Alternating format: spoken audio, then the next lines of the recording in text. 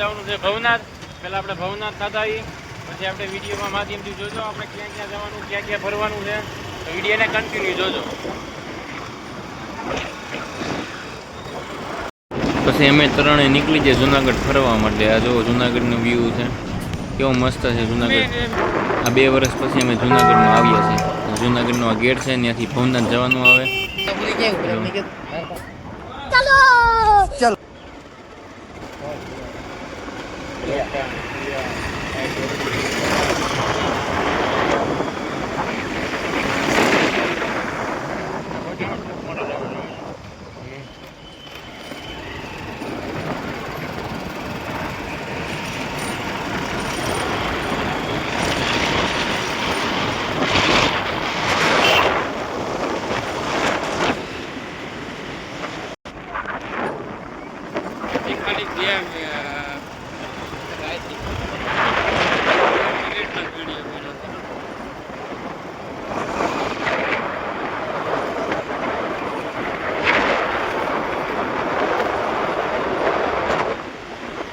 જુનાગઢ ફરવાની કંઈક અલગ જ મજા આવે. તો આ અમારો પાર્ટ 1 છે, પાર્ટ 2 પણ આવશે.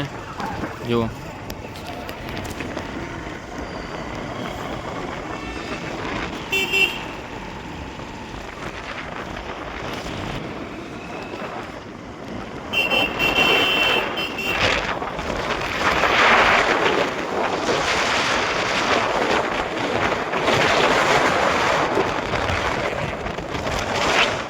ઊંચા ઊંચા ડુંગર જોઈને તો બહુ મજા આવી ગઈ, કેમ કે અહીં વરસાદ ચાલુ હોય એટલે કંઈક ચોમાસાની કંઈક અલગ જ મજા હોય ગિરનાર આવવાની. જો આ ગિરનારનું મુખ છે, અહીં તમને નજરમાં આવતું છે. જો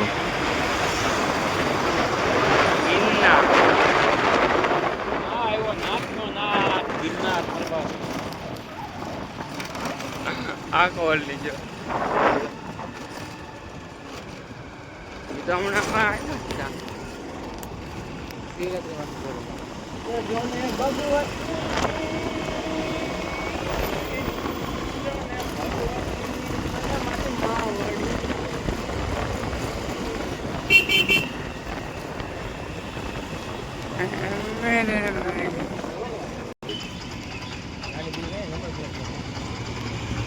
તો પછી ફાઇનલી અમે પહોંચી ગયા દામાકુંડ. જો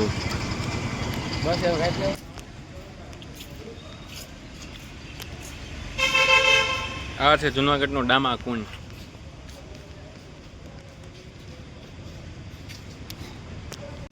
હું આવ્યો છું, શૈલેષ છે, રાકેશ છે, અમે બધા આવ્યા છીએ જુનાગઢ ફરવા. તો અમે આવી ગયા અત્યારે. તો પેલું વહેલું છે ધામ અમે કર્યું છે અહીં ભવનાથમાં, જ્યાં દામાકુંડ આવેલું છે. તો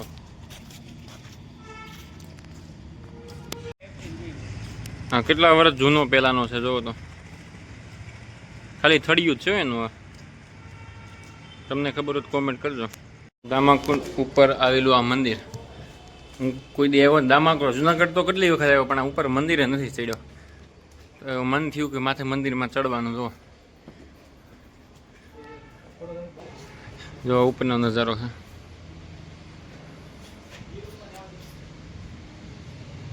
આજે બધા ગિરનાર છે. તો અમે આવી ગયા છીએ જુનાગઢની અંદર. આ છે દામાકુંડ. આ દામાકુંડની ઉપર આ મંદિર આવેલું છે. કોઈ દી અમે આવ્યા નથી, તો મંદિર એવું મન થયું તો ઉપર આપણે જઈ માતાજીનું દર્શન કરવા. આ છે ગિરનાર પર્વત,